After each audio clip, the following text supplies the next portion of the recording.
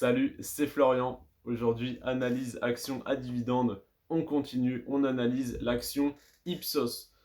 Alors, cette action, on va l'analyser sur les 5 critères habituels, le rendement de son dividende, la croissance du cours de l'action, les années de versement du dividende, la croissance du dividende et le ratio de distribution. C'est parti. Rendement aujourd'hui de 2,2%.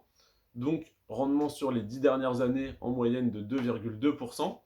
Et vous allez voir par la suite que c'est pas grave d'avoir 2,2% quand on a d'autres indicateurs très intéressants. On a une croissance du cours de l'action de 6,6% par an en moyenne sur les 10 dernières années.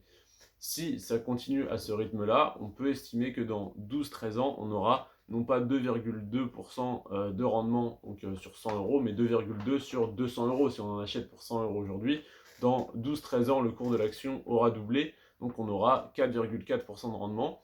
C'est déjà plus intéressant. Et vous allez voir que c'est pas tout. Parce qu'on a le dividende qui augmente chaque année. Donc, ça fait 20 ans que le dividende est versé sans interruption. Malgré les crises financières, sanitaires, etc., le dividende est maintenu et il est même augmenté.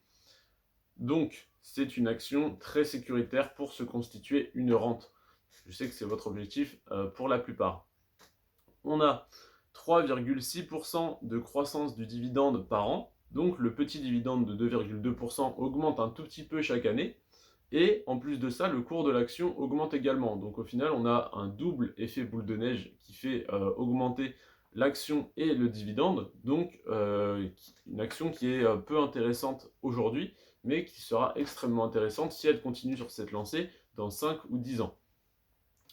Et le ratio de distribution est très faible avec seulement 22% des bénéfices qui sont distribués aux actionnaires, ce qui est un signe de très bonne santé de l'entreprise.